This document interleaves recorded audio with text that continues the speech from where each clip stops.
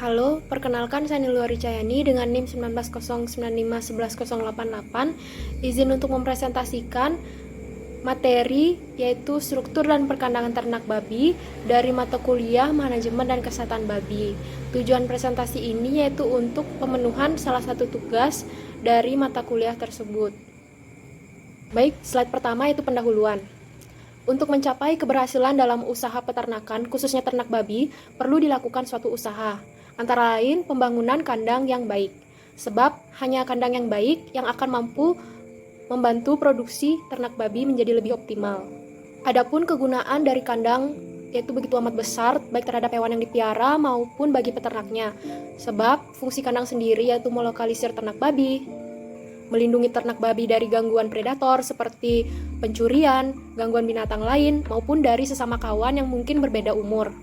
Selanjutnya mempermudah tata laksana seperti adanya kandang, semua tata laksana seperti pemberian makan, air minum, dan memandikan menjadi lebih mudah dan efisien.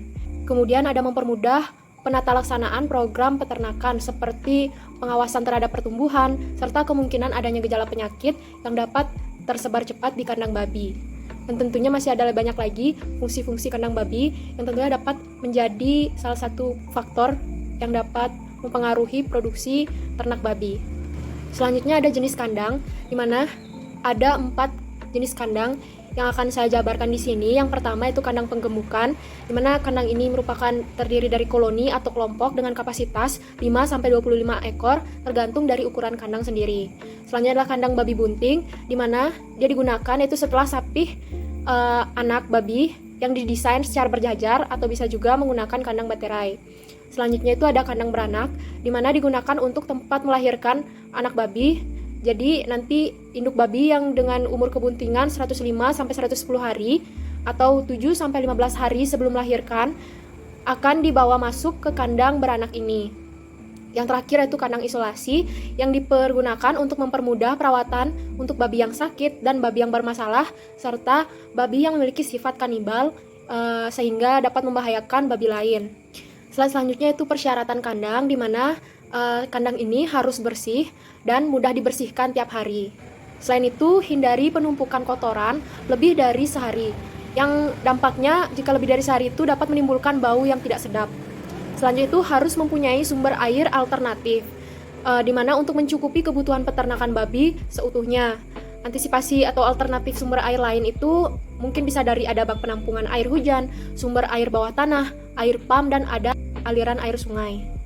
Selanjutnya itu konstruksi kandang harus kuat, di mana dipergunakan agar ternak terlindungi dari ancaman cuaca yang dapat berubah-ubah seperti angin kencang, panas terik, dan lain-lain. Selanjutnya konstruksi lantai kandang juga harus kuat, di mana harus mudah dibersihkan dengan memiliki kemiringan 15-20 derajat.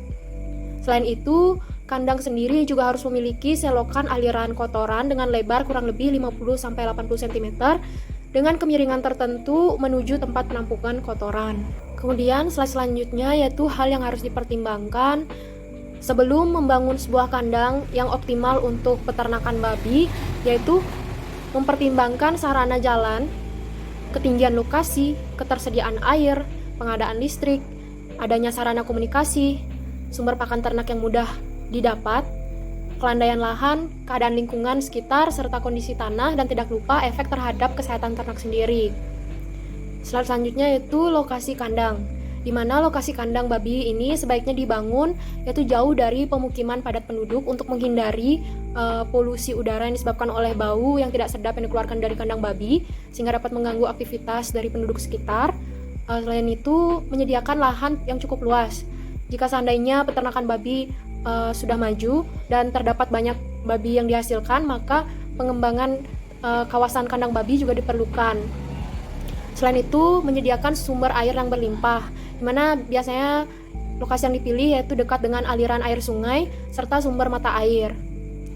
Selanjutnya yaitu ada lokasi agak terbuka dan lebar, yaitu untuk mempermudah sinar matahari untuk masuk ke dalam kandang agar kandang menjadi tidak lembab dan sirkulasi udara dalam kandang dapat berjalan lancar. Kemudian di sekitarnya atau dekat kandang babi itu mungkin bisa dekat dengan pabrik, penggilingan padi, atau tahu atau bakmi, atau produksi makanan lainnya, sehingga ada alternatif lain dari pakan babi jika sewaktu-waktu harga pakan babi itu melonjak naik. Kemudian selanjutnya yaitu ketersediaan air, di mana ketersediaan air sendiri sangat vital bagi ternak babi karena digunakan sebagai air minum, di mana dalam sehari seekor babi dapat minum sekiranya 5-6 liter per hari. Selain itu untuk menjaga kebersihan kandang, kemudian untuk memandikan babi jika babi kotor seperti itu, selanjutnya yaitu sebagai tempat babi berkubang, di mana bila panas terik babi tentu akan mencari tempat yang lebih lembab sehingga ketersediaan air dalam kandang sangat diperlukan. Selanjutnya itu kotoran babi mudah untuk dibersihkan dengan air yang disemprotkan dan mengarahkan kotoran tersebut ke dalam aliran atau ke tempat penampungan yang sudah dibuat. Selain itu pada kandang yang bersih, maka babi akan cenderung lebih nyaman dan lebih produktif untuk menghasilkan hasil produksi yang optimal. Selanjutnya itu suhu optimal bagi ternak babi, di mana dibagi-bagi lagi menjadi beberapa status babi seperti baru lahir, menyusui, lepas sapih, atau fase pertumbuhan akhir, babi bunting, dan induk menyusui anak. Kemudian juga dibagi lagi berdasarkan berat badannya. Maka didapatkan suhu optimal yang sesuai dengan jenis babi tersebut. Bisa dilihat di tabel berikut. Selanjutnya itu luas kandang, di mana luas bangunan kandang ini tergantung dari jumlah babi dan tipe usaha yang dijalankan. Adapun unit usaha peternakan babi yang biasa dijalankan yaitu rumah tangga atau keluarga, kemudian ada tingkat unit usaha kecil, kemudian ada unit usaha menengah, lalu unit usaha besar dan usaha sangat besar. Kemudian dapat dibagi lagi dengan jumlah babi yang dipelihara seperti 1-20 ekor dan seterusnya, lalu dibagi lagi dengan unit populasi ternak yang akan dipelihara. Selanjutnya yaitu kandang sendiri harus terlindungi dari sengatan matahari, tiupan angin malam, lalu ada perubahan cuaca seperti hujan agar kesehatan ternak babi tetap terjaga. Selanjutnya itu kandang sendiri harus didesain sedemikian rupa seperti untuk mempermudah tata laksana pemberian pakan dan minum. Lalu kesehatan babi harus dipantau setidaknya 2 kali dalam sehari untuk mengetahui nafsu makan dan minumnya serta ruang geraknya. Selanjutnya ada dinding kandang yang harus cukup kuat dan cukup tinggi, kurang lebih 1 meter untuk kandang penggemukan. Atap kandang juga harus kuat agar nantinya ternak babi dapat terlindungi dari terik matahari dan kehujanan. Lalu ventilasi udara di kandang babi juga harus lancar agar suasana kandang tidak lembab dan pertukaran udara tetap terjaga. Selain itu ukuran kandang juga harus sesuai dengan jumlah, umur dan jenis serta tujuan dari peternakan. Biasanya ada kandang fattening dan kandang pembibitan. Lalu ada tempat makan dan minum yang mudah dibersihkan setiap pemberian pakan agar tidak terjadi penumpukan pakan yang dapat menyebabkan kondisi pakan menjadi mudah tidak layak seperti itu dan mengurangi nafsu makan babi. Selanjutnya yaitu pengelolaan limbah atau kotoran babi. Nah, biasanya kotoran babi ini dapat diolah menjadi biogas dan pupuk organik.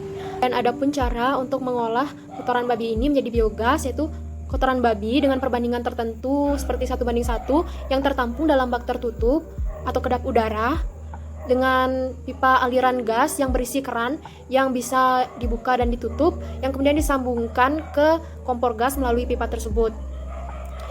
Pengisian bak pertama yaitu sesuai kapasitas bak penampungan yang dibiarkan selama 10-14 hari sampai muncul gas metana yang merupakan hasil fermentasi dari kotoran babi tersebut yang bisa dialirkan melalui pipa yang nantinya akan dialirkan ke kompor gas. Baik, setelah penjabaran materi tadi dapat diambil kesimpulan berupa struktur perkandangan babi merupakan salah satu kunci sukses dalam beternak babi dengan kualitas produksi yang baik.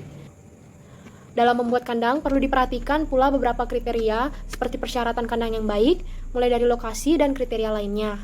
Hal ini dilakukan agar ternak babi yang dipelihara dapat menghasilkan produksi yang berkualitas serta dapat menjalankan fungsi dari kandang dengan baik dan optimal.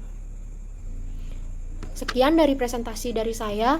Terima kasih atas perhatiannya. Mohon maaf apabila ada kesalahan. Sampai jumpa di lain waktu.